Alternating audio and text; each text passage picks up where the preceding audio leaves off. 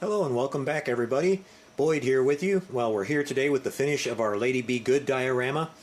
Just spent a couple more hours working on this and I'm really happy with how it turned out. Last time you guys saw it, we had the just a little plane here that we were working on, the Minicraft 1/144 scale kit. And I gotta say, I'm really happy with the kit. Like I mentioned last time, it went together really nice. It's got, a decent amount of detail for the scale, and it worked out just perfect for our little diorama here. So once I got all the detailing done on the airplane, at the actual assembly work, I came back and did some weathering and everything on it. We'll show you that here. But then I needed a base, so I went over to Michael's and picked up this nice little wooden base. Exactly the right size I was looking for. It's actually hollow on the bottom, so it's nice and lightweight. And that worked out perfect. It's got these nice kind of rounded off edges, and the sides were really smooth, so it made it really easy to paint. And worked out really good for us here. I was going to use plaster for the top, for the landscaping, but since it's fairly small and all that, I just was able to use some of my perfect plastic putty. And so what I did is I just put a nice even coat all the way across the top of it and let that dry, and then I came back with another little coat after that and put it on there. And then once it was sitting there for a minute or two, I just took a little spritz bottle of water and just kind of spritzed it down a little bit, and then I just kind of went around it and did a little bit of sculpting and stuff to try to get that sandscape look that I was looking for. Looking at the pictures of the actual wreck site, I couldn't see any kind of rocks or anything, so no rocks were needed. It's just basically all sand out there, and the sand constantly shifts and changes. When I read some stories about this, about this wreck over the years, it would get buried by the sand and then get unburied by the wind. It would appear and disappear. So apparently when it was discovered, it was in one of those cycles where it had been kind of uncovered, and things get lost forever out there, so it seems, and then they come back 50 years later when the wind blows a certain way, and if it blows a certain way long enough. So it's ever shifting out there, just a really desolate, barren place. And just makes me really glad I'll never wind up, taking a tour out there. It's just not a very good place to be. But yeah, really happy with the diorama. It all came out great. You can see I've got some of the airplane debris scattered around it now.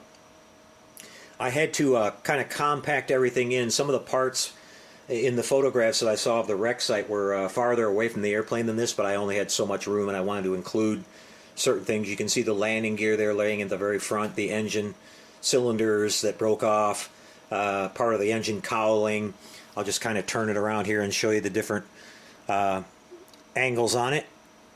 And you can see I've got some varying shades going on here on the top of the surface. I used basic desert tan for the base color there, and then I just came in with some different shades of browns and light grays and whites with artist chalk, and just kind of blended all that in to get our different. The desert actually has, the sand out there actually has multicolors to it. It's not just all one color, but so I think that helped bring up the detail a little bit better. I wanted to show you what I did here too. Maybe you guys can see this reflecting in the light.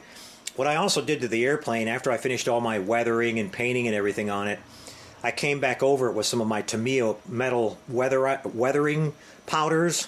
You can see on the top of the wings there, and a little bit on the side of the rear fuselage here, where I wiped that over the edges of it and on the surface to make it look like the sand is blasting the paint off of the airplane, because that's actually what it looked like in the wreckage photos and everything. It's being blasted right down to the bare aluminum, and that, with a combination of the sun beating on it, has caused all kinds of harmful effects here. You can see we've got all the control surfaces all kind of torn and tattered looking here from the constant wind and the sand blasting. And I did a little bit of detail on the fuselage where it was broken in half. Didn't go too crazy there, just a couple little pieces of twisted metal sticking out and stuff like that. Got one of the oxygen bottles laying along the side, like I could see in one of the pictures from the wreck site.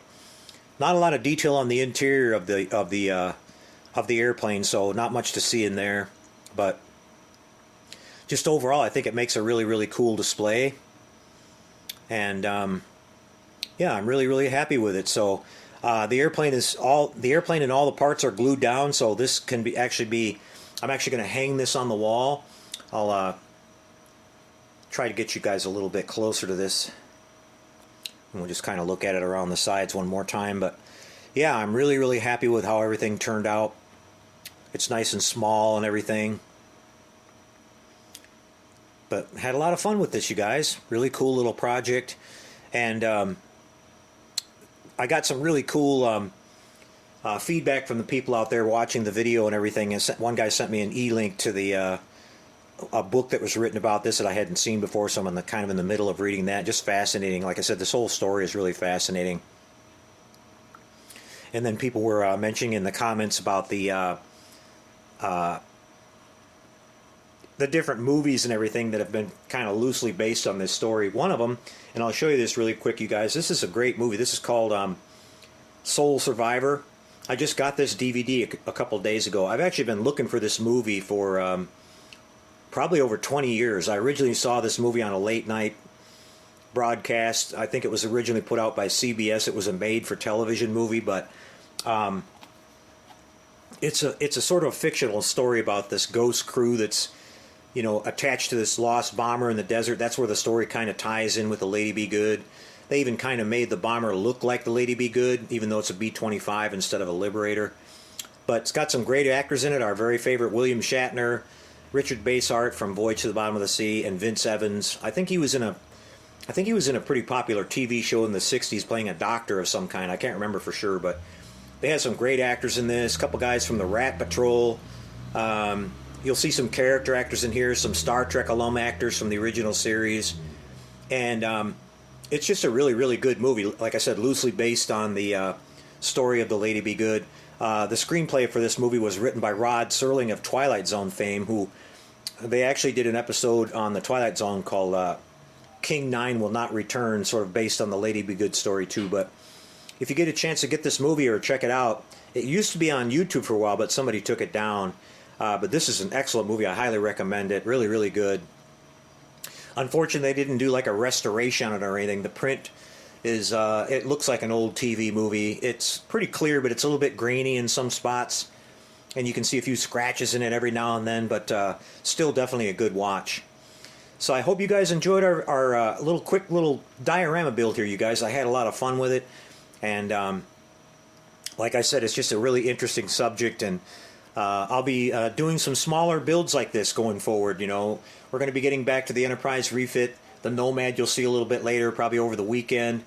Once we get back on the refit, I'm going to be staying on that for quite a while. And we'll just kind of throw in some small side projects along the way. But got to get the refit done. It's going to take several months to get that one finished up.